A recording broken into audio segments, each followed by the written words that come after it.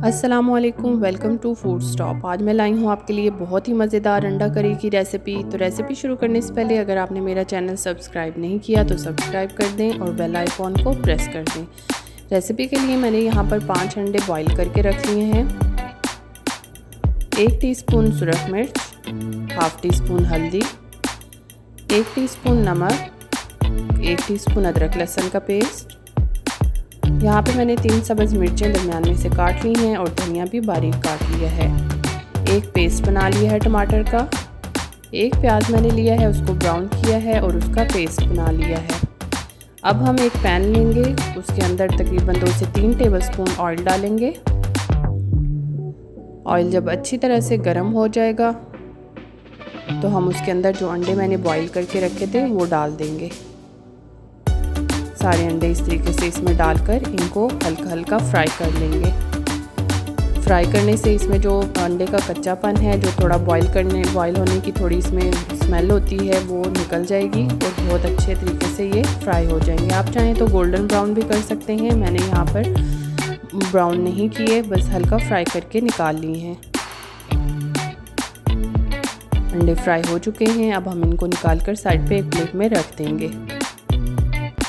अंडे निकालने के बाद इसी ऑयल में हम हाफ़ टी स्पून ज़ीरा डाल देंगे और इसको फ्राई कर लेंगे। इतना फ्राई करना है कि इसके अंदर जो खुशबू है ज़ीरे की वो आने लग जाएगी। ज़ीरा फ्राई करने के बाद अब हम इसके अंदर अदरक लहसुन का पेस्ट डाल देंगे और उसको भी इसी तरीके से फ्राई कर लेंगे। अदरक लहसुन का पेस्ट डालने के बाद किसी भी सालन में जो खुशबू आती है वो बहुत ही मज़े की होती है। अदरक लहसुन का पेस्ट भी ब्राउन कर लेंगे ताकि इसमें से सारी स्मेल जो है वो निकल जाए। अदरक लहसुन का पेस्ट ब्राउन करने के बाद अब हम इसके अंदर जो पेस्ट बनाया था प्याज का वो डाल देंगे और इसको अच्छे तरीके से मिक्स कर लेंगे। यहाँ पे आप चाहें तो कच्चा प्याज भी डाल सकते हैं पेस्ट बनाकर। मैंने ब्राउन ही कर लिया था क्योंकि ब्राउन करके प्याज डालने से और ही सालन का टेस्ट आता है, बहुत मज़े का, बहुत डिफरेंट टेस्ट आता है। इसके अंदर सारे ड्राई मसाले ऐड कर लेंगे, नमक, मिर्च, हल्दी वगैरह, और सब्ज़ मिर्च और धनिया भी ऐड कर देंगे और इसको अच्छे तरीके से मिक्स कर लेंगे। अच्छे तरीके से फ्राई करना है। आप देख सकते हैं ऑयल को इतना ज़्यादा मैंने नहीं डाला, ना ही कोई इतने ज़्यादा मिर्च मसाले डाले हैं, बहुत हल्का सा इसका मसाला है। अब इसके अंदर पानी डाल देंगे थोड़ा सा, क्योंकि बहुत ज़्यादा ड्राई हो रहा था, और इसको अच्छी तरह से मिक्स कर लेंगे। बहुत ही मज़े का बन रहा है, बहुत ही मज़े की खुशबू आ रही है। अब यहाँ पे मसाला हमारा बिल्कुल रेडी हो चुका है। अब हम एंड पे इसमें टमाटर का एक पेस्ट डाल देंगे। टमाटर का पेस्ट डालने के बाद इसको मिक्स कर लेंगे। टमाटर का पेस्ट भी डाल सकते हैं, आप चाहें तो दही भी डाल सकते हैं, लेकिन टमाटर के पेस्ट से इसकी ग्रेवी बहुत अच्छी बनती है। अब हम इसको अच्छी तरह से मिक्स कर लेंगे ताकि सारे मसाले जो है वो कंबाइन हो जाएं। मसाला हमारा यहाँ बिल्कुल रेडी हो चुका है। अब हम यहाँ पर हाफ़ कप पानी डालेंगे। हाफ़ कप डालें या 1 कप पानी डाल के, ये आपकी मर्ज़ी पर डिपेंड है।